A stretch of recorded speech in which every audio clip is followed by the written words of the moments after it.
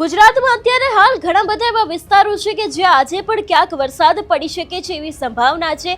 એવામાં હવે જે અરબ સાગરની અંદર આખી એક સિસ્ટમ સક્રિય થઈ હતી તેની સાથે હવે અરબ સાગરની અંદર ચોમાસું છે તે જામી ગયું છે ને ધીરે ધીરે ક્યાંક આજના દિવસમાં આ ચોમાસું છે તે મુંબઈ પહોંચી શકે એવી શક્યતા છે તે દેખાઈ રહી છે। બીજી બાજુ વાત કરવામાં આવે કે મુંબઈની અંદર અત્યારે હાલ ક્યાંક ભારે વરસાદ જોવા મળી રહ્યો છે અને એવું પણ કહેવામાં આવતું હોય છે કે મુંબઈમાં જ્યારે ચોમાસું એટલે કે વરસાદ આવે ત્યારે માની લેવાનું કે ગુજરાતમાં પણ તેના 1 થી 2 દિવસની અંદર જ વરસાદ છે તે પૂરો દેખાઈ શકે છે।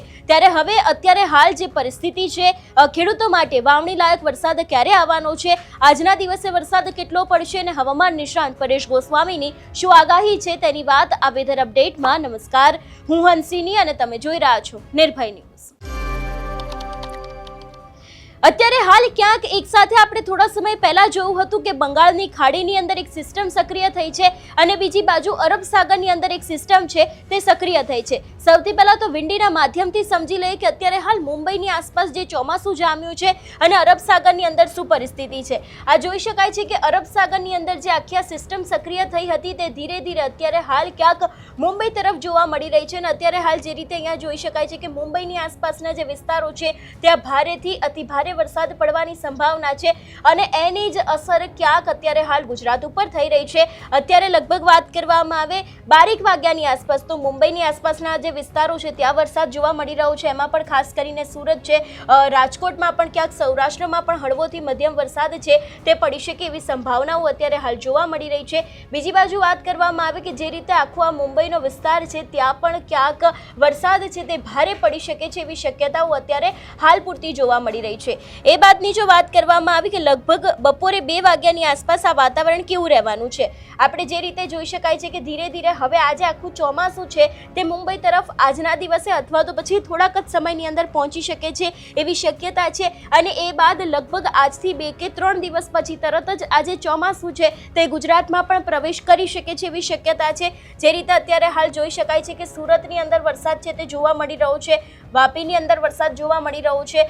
વાત કરવામાં આવે મધ્ય ગુજરાતની તો મધ્ય ગુજરાતમાં હજી સુધી કોઈ જેવી સંભાવના લાગી નથી રહી, પણ હા ચોક્કસથી જે દરિયાકાંઠાના વિસ્તારો છે ત્યાં પણ ક્યાંક આની અસર છે તે વધારે અને મજબૂત થઈ શકે છે એવી શક્યતા છે। પણ ધીરે ધીરે આ જે વરસાદ છે તે અત્યારે હાલ આગળ વધી રહ્યો છે અને વાપી અને સુરત જે દક્ષિણ ગુજરાતનો આખો ભાગ છે ત્યાં આજે ક્યાંક ભારે વરસાદ પડી શકે છે એવી સંભાવના છે અને એમાં પણ હવામાન નિષ્ણાંત પરેશ ગોસ્વામી છે એમના દ્વારા એવું પણ કહેવામાં આવ્યું છે કે હવે ક્યાંક લગભગ અઠવાડિયાની અંદર દરેક એવા વિસ્તારો છે કે જ્યાં ક્યાંક વાવણી લાયક વરસાદ આવી શકે છે। એટલે ખેડૂતો માટે એક સારા પણ સમાચાર કહી શકાય કે ચોમાસું ભલે હજી થોડું ઘણું દૂર હોય, 2-5 દિવસ પછી આવે, પણ હા ગુજરાતમાં ચોક્કસથી વાવણી લાયક જે વરસાદ છે તે હવે આ અઠવાડિયાની અંદર સમગ્ર ગુજરાતમાં પડવાનો છે એવી આગાહી પણ તેમના દ્વારા વ્યક્ત કરવામાં આવી છે।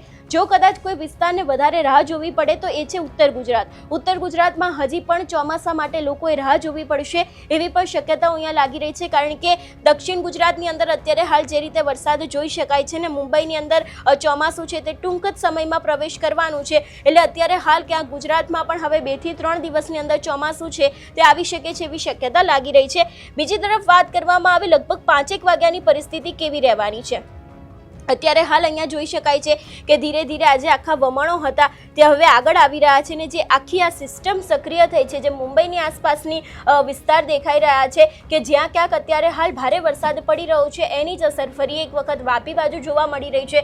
વાપીમાં પણ ભારેથી અતિ ભારે વરસાદની શક્યતા દેખાઈ રહી છે। ધીરે ધીરે સુરતથી આગળ વધીને વરસાદ છે તે વડોદરા છે, ગોધરા છે એ બાજુ પણ જઈ શકે એવી શક્યતા છે। એટલે અત્યારે હાલ ક્યાંક વેરાવળ છે, મહુવા છે, ભાવનગર છે, સુરત છે, વડોદરા છે, આ દરેક વિસ્તારમાં ક્યાંક આની ભારે વરસાદની અસર થઈ શકે છે ને એના જ કારણે ક્યાંક ને ક્યાંક આ પણ દરેક વિસ્તારમાં વરસાદ આવી શકે છે એવી શક્યતાઓ અત્યારે હાલ પૂરતી જોવા મળી રહી છે। બાકી વાત કરવામાં આવે સૌરાષ્ટ્રની તો સૌરાષ્ટ્રમાં હજી પણ ક્યાંક વરસાદ માટે રાહ જોવી પડે છે। આજના બપોર સુધીમાં અહીંયા કોઈ જ વરસાદ છે તે જોવા નથી મળતો। એ બાદની વાત કરવામાં આવે લગભગ 8-1 વાગ્યાની પરિસ્થિતિ કેવી રહેવાની છે, જે રીતે હવે અહીંયા પણ ક્યાંક વરસાદ વધી રહ્યો છે। હવે ધીરે ધીરે ભાવનગર છે, મહુવા છે, વેરાવળ છે, પોરબંદર, જુનાગઢ વેરાવળમાં અહીં પણ ક્યાંક ઠંડો પવન ફૂંકાઈ શકે છે. ઓખા છે, જામનગર છે, હળવોથી મધ્યમ વરસાદ પડી શકે એવી સંભાવનાઓ છે. અમદાવાદમાં પણ ક્યાંક આજે સાંજના સમયે ઠંડો પવનની સાથે ક્યાંક હળવોથી મધ્યમ વરસાદ પડી શકે એવી શક્યતા દેખાઈ રહી છે.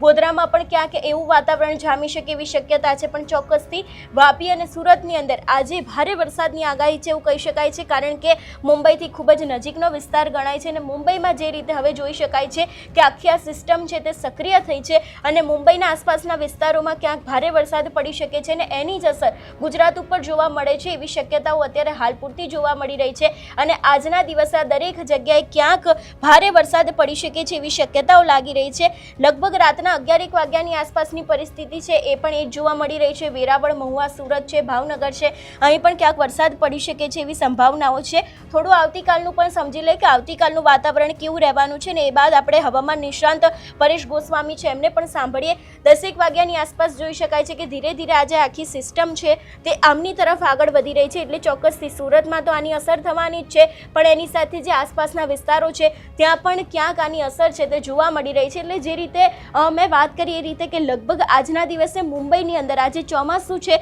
તે સત્તાવાર રીતે બેસી શકે છે. હવામાન નિષ્ણાંત પરેશ ગોસ્વામીનું પણ એવું જ માનવું છે અને એના જ પછી લગભગ 23, 24 અને 25ની આસપાસ આ ચોમાસું છે તે ક્યાંક ગુજરાતની અંદર પણ દસ્તક દઈ શકે છે એવી શક્યતાઓ છે. એટલે જોવાનું રહેશે કે અત્યારે હાલ જે રીતે એકાદ અઠવાડિયું છે તે વાવણી લાયક વરસાદ આવવાનો છે, જેના કારણે ક્યાંક ખેડૂતો છે એ લોકોને એક ખુશીના સમાચાર કહી શકાય, કારણ કે એ લોકોનો જે આખો વાવણી લાયક વરસાદ આવશે તો એ લોકો માટે ખૂબ જ ફાયદો થશે. અને બીજી તરફ ક્યાંક આખા ગુજરાતની અંદર વરસાદ પડી શકે છે, પણ ઉત્તર ગુજરાતને હજી પણ આ વરસાદ માટે રાહ જોવી પડી શકે છે એવી શક્યતાઓ લાગી રહી છે. સૌથી પહેલાં તો હવે આગાહીકાર અને જે હવામાન નિષ્ણાંત પરેશ ગોસ્વામી છે એમના દ્વારા શું કહેવામાં આવ્યું છે તે સાંભળીએ. હાલના વરસાદના રાઉન્ડને આમ જોવા જઈએ તો ઘણી જગ્યાએ વાવણી લાયક વરસાદ પડ્યા છે, તો ઘણી જગ્યાએ જે વાવણીની રાહ જોવાઈ રહી છે. તો હવે આગળ શું થવાનું છે તેની તમામ ચર્ચા કરવાની છે. સૌપ્રથમ તો આપને એ જણાવી દઉં, જે આપણું એક અનુમાન હતું કે 15 તારીખ આસપાસનો જે સમય હશે એમાં છૂટાછવાયા એક સીમિત વિસ્તારમાં વાવણી થશે. એ જ મુજબ 17થી લઈને 21 તારીખમાં છૂટાછવાયા વિસ્તારમાં વાવણી થઈ. એમાં દાહોદ, ગોધરાના વિસ્તાર હોય, મહીસાગરના વિસ્તાર હોય, બોટાદ, ભાવનગર, અમરેલીના ઘણા બધા ગ્રામ્ય પંથકોની અંદર છૂટાછવાઈ વાવણી થઈ. પણ આપણે વાત કરી હતી કે બીજો રાઉન્ડ 22 થી 25 જૂનનો હશે ને એમાં વધારે વિસ્તારને લાભ મળશે. એમાં જોવા જઈએ તો આજે 22 જૂન 2026 છે. આજથી ગુજરાતની અંદર જે આપણું અનુમાન હતું એ જ મુજબની વરસાદની શરૂઆત થઈ ચૂકી છે. ઘણા સમયથી જે ચોમાસું નિષ્ક્રિય હતું પણ હવે અરબ સાગર છે એ સક્રિય થઈ ગયો છે અને અરબ સાગરની સક્રિયતાને કારણે અત્યારે ગુજરાતની અંદર વરસાદની શરૂઆત પણ થઈ ચૂકી છે. જેમાં ખાસ કરીને જોવા જઈએ તો આજે દક્ષિણ ગુજરાતની અંદર સારા એવા વરસાદનો લાભ મળ્યો છે. જેમાં સુરત, વલસાડ, નવસારી, તાપી સહિતના વિસ્તારની અંદર વાવણી લાયક વરસાદ આજે નોંધાયો છે. સાથે વિજપડી અને એના આસપાસના ગામ, જે અમરેલી જિલ્લાનું વિજપડી છે, મહુવા, ભાવનગરના મહુવા જે છે એના ગ્રામ્ય વિસ્તારો છે, એના આસપાસના તમામ વિસ્તારની અંદર આજે વરસાદ નોંધાયો છે. એટલે આજે શુભ શરૂઆત છે આજે 22 જૂનથી થઈ છે અને આ વરસાદ છે એ 25 જૂન સુધી આ રાઉન્ડ ચાલવાનો છે. જોકે 25 જૂન પછી પણ વરસાદ છે કન્ટિન્યુ જોવા મળશે. જોકે આજે 22 થી 25 જૂનમાં રોજે રોજ વરસાદ નથી આવવાનો, પણ મોટા ભાગના વિસ્તારની અંદર વાવણી લાયક વરસાદનો લાભ મળે તેવી શક્યતાઓ છે. એમાં ખાસ કરીને સૌરાષ્ટ્રના લગભગ વિસ્તારોનો વારો છે આવી જાય તેવું એક અનુમાન છે. જેમાં સૌરાષ્ટ્ર, મધ્ય ગુજરાતના કોઈ વિસ્તારો, કચ્છના સામાન્ય છૂટાછવાયા વિસ્તારો, મધ્ય પૂર્વ ગુજરાત એટલે કે મધ્યપ્રદેશ બોર્ડરના વિસ્તારો અને દક્ષિણ ગુજરાતના તમામ વિસ્તાર, એટલે કે સૌરાષ્ટ્ર, દક્ષિણ ગુજરાત, મધ્ય ગુજરાતના સીમિત વિસ્તાર અને કચ્છના સીમિત વિસ્તાર, આટલા ઝોનની અંદર આજે 22 થી લઈ અને 25 જૂન સુધી વાવણી લાયક વરસાદ પડે તેવું એક અનુમાન છે. ત્યાર પછી 27 અથવા 28 જૂનથી બીજો રાઉન્ડ ચાલુ થશે. ઇન શોર્ટ કહેવાનું એટલું છે ટૂંકમાં કે આ જે જૂન મહિનાનું છેલ્લું અઠવાડિયું હવે ચાલુ થયું છે, આ જૂન મહિનાના છેલ્લા અઠવાડિયામાં લગભગ બધાનો વારો આવી જશે. કદાચ ઉત્તર ગુજરાતના જે વિસ્તાર હશે, બનાસકાંઠા કે વાવ, થરાદ કે કોઈ સાબરકાંઠાના વિસ્તારો બાકી રહી ગયા હશે તો એ વિસ્તારોને પછી જુલાઈના પ્રથમ સેશનમાં એટલે કે 3 જુલાઈ સુધીમાં વારો આવી જાય તેવું એક અનુમાન છે. પણ મોટાભાગે કચ્છ, સૌરાષ્ટ્ર, મધ્ય ગુજરાત, દક્ષિણ ગુજરાત એમ તમામ વિસ્તારની અંદર જૂન મહિનો પૂર્ણ થાય ત્યાં સુધીમાં વાવણી થાય તેવા સંકેતો અત્યારે મળી રહ્યા છે. જે નૈઋત્યનું ચોમાસું રોકાયેલું હતું એ અમે તો કહી રહ્યા છીએ કે ભાઈ ઘણા સમયથી વરસાદી ગતિવિધિ ચાલી રહી છે. ખાસ કરીને પ્રી મોન્સૂન એક્ટિવિટીમાં 4-5 ઇંચ વરસાદ ના હોય છતાં પણ નોંધાયા છે. પણ ઓફિશિયલી જાહેરાત કરવાનો અધિકાર તો હવામાન વિભાગ પાસે જ છે અને એમની વેબસાઇટે પણ આજે નવો મેપ જાહેર કર્યો છે. એમાં અટકેલું ચોમાસું છે આગળ વધ્યું એમ બતાવવામાં આવે છે. અને હવામાન વિભાગના કહેવા મુજબ જોવા જઈએ તો આજે એટલે કે આજે તારીખ 22 જૂન 2026ના રોજ બપોરે 3 વાગ્યા સુધીમાં ચોમાસું છે આગળ વધીને મુંબઈથી માત્ર 20 કિલોમીટર દૂર રહ્યું છે. એટલે 22 તારીખના રાત સુધીમાં તો એ મુંબઈમાં પ્રવેશી જશે. તો પછી ગમે ત્યારે 23, 24 કે 25 તારીખમાં ગુજરાતમાં પણ ચોમાસાના શ્રી ગણેશ થયા છે આવી જાહેરાત થઈ શકે છે. એટલે આ મુજબની જાહેરાત થશે. જોકે ચોમાસાની જાહેરાત થાય કે ન થાય, વાવણી લાયક વરસાદ પડે એ ખેડૂત માટે મહત્વનું હોય છે.